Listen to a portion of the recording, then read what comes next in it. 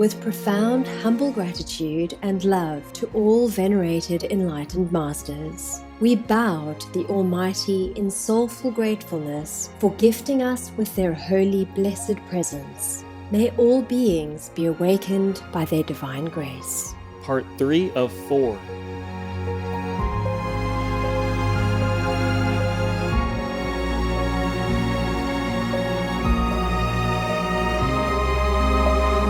Etc.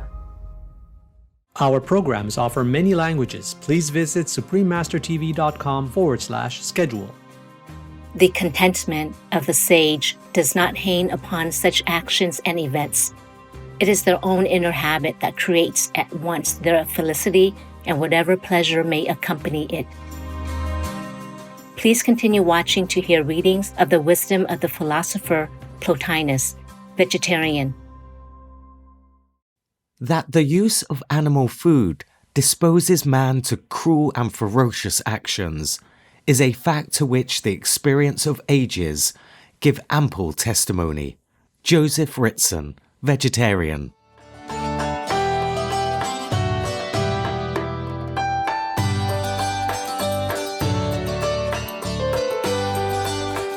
Kalos Irtes means welcome in Greek Cypriot, one of the languages spoken by the Maronite Cypriots who have lived in Cyprus for over 1,200 years.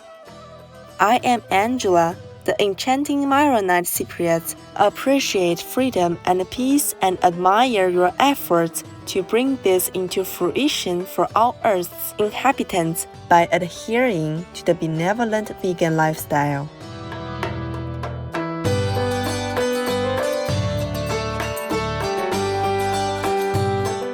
May everyone soon awaken to the importance of loving kindness for all sentient beings as a means of creating a harmonious world.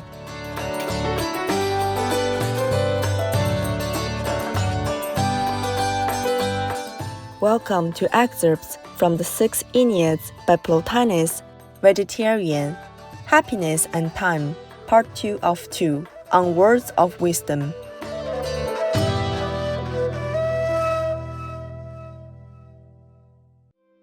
Plotinus, vegetarian, was one of the most influential philosophers in antiquity after Plato, vegetarian, and Aristotle, vegetarian.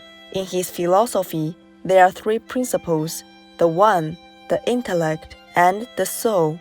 Historians of the 19th century invented the term Neoplatonism and applied it to Plotinus' philosophy. His metaphysical writings have inspired centuries of Islamic, Jewish, Christian, and Gnostic metaphysicians.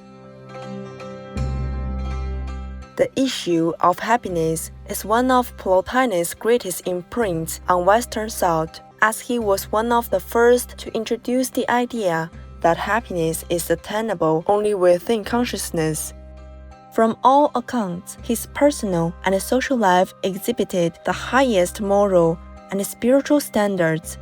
He disliked talking about his own life, disapproved of meat, and refused medications containing animal substances. Plotinus' final words were, "Try to raise the divine in yourselves to the divine in the all." Long before his physical departure from this world, the philosopher entrusted two of his closest disciples, Porphyry and Amelius, with the extensive task of collecting, revising, and compiling his writings. Thus, the Six Enneads was published to share Plotinus' precious insights with countless generations. It consists of 54 treatises varied in length, arranged in 6 sets of 9 Ennead in 3 volumes. The Enneads are sorted by levels of sophistication, starting with the first Ennead, which emphasizes ethical topics. Let us continue with the 5th tractate of the first Ennead, which expounds on how happiness is a mindset in the present and is not reliant on the happiness or sadness of past or future events. the First Ennead, Fifth Tractate, Happiness and Extension of Time. Section 7. But if we are to consider only the present and may not call in the past to make the total, why do we not reckon so in the case of time itself, where, in fact, we do not hesitate to add the past to the present and call the total greater? Why not suppose a quantity of happiness equivalent to a quantity of time? This would be no more than taking it lap by lap to correspond with time lapse instead of choosing to consider it as an indivisible, measurable only by the content of a given instant. There is no absurdity in taking count of time which has ceased to be.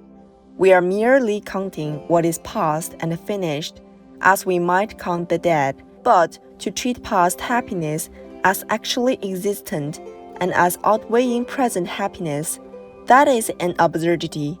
For happiness must be an achieved and existent state, whereas any time over and apart from the present is non-existent. All progress of time means the extinction of all the time that has been. Hence, time is aptly described as a mimic of eternity that seeks to break up in its fragmentary flight the permanence of its exemplar. Thus, whatever time seizes and seals to itself of what stands permanent in eternity is annihilated, saved only in so far as in some degree it still belongs to eternity, but wholly destroyed if it be unreservedly absorbed into time.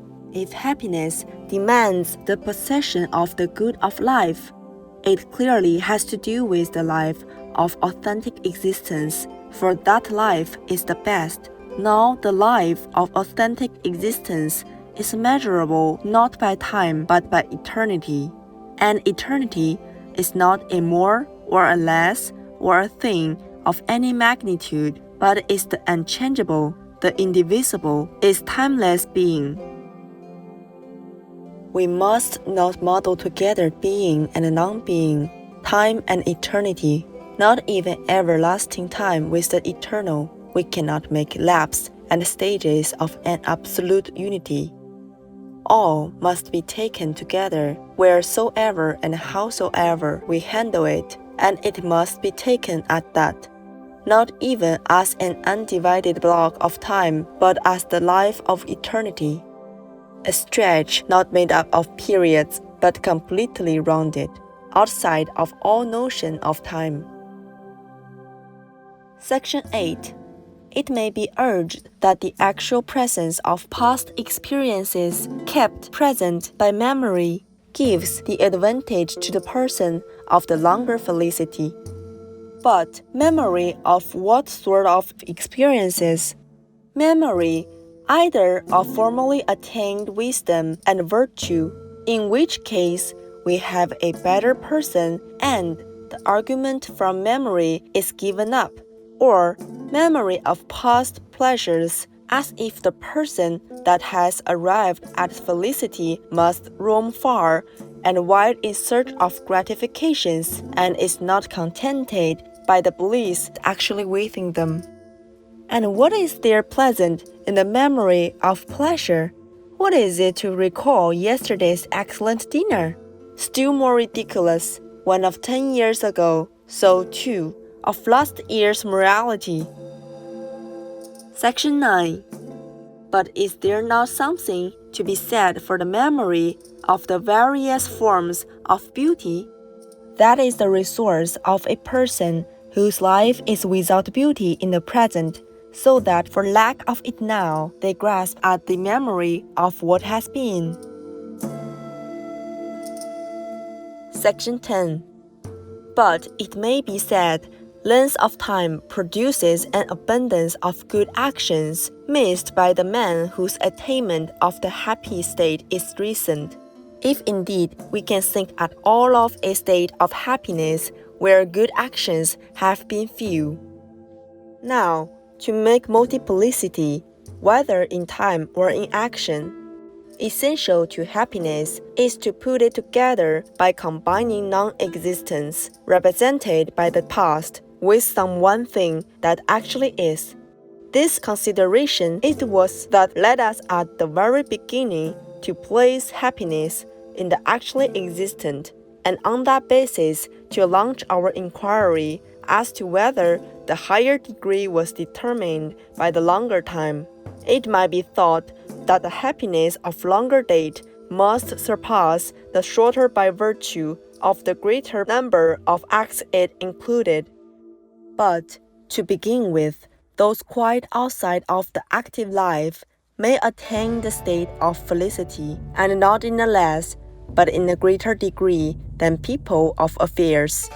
Secondly, the good does not derive from the act itself, but from the inner disposition which prompts the noble conduct.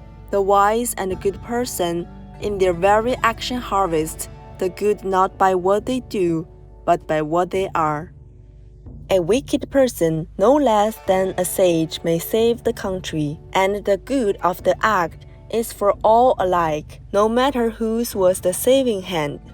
The contentment of the sage does not hang upon such actions and events. It is their own inner habit that creates at once their felicity, and whatever pleasure may accompany it.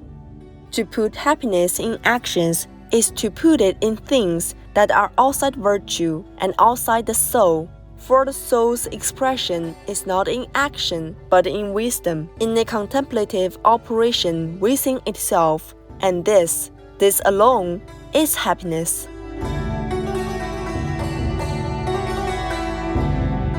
For more information, please visit secrettexts.com. Don't make peace. Only noble persons do that. Endearing viewers, it was a joy that you could join us today. Coming up next is The Auroras, a cosmic splendor across the night sky. Part 1 of 2, right after noteworthy news. May God's love lead you to lasting tranquility and happiness. Our programs offer many languages. Please visit suprememastertv.com/schedule and suprememastertv.com/WOW. Nos programmes offrent plusieurs langues. Veuillez visiter suprememastertv.com/schedule et suprememastertv.com/WOW. Nuestros programas ofrecen varios idiomas. Visiten suprememastertv.com/schedule y suprememastertv.com/WOW. 番組は多言語放送です。放送予定はスプリームマスター TV.com/スケジュール、そしてスプリームマスター TV.com/WOW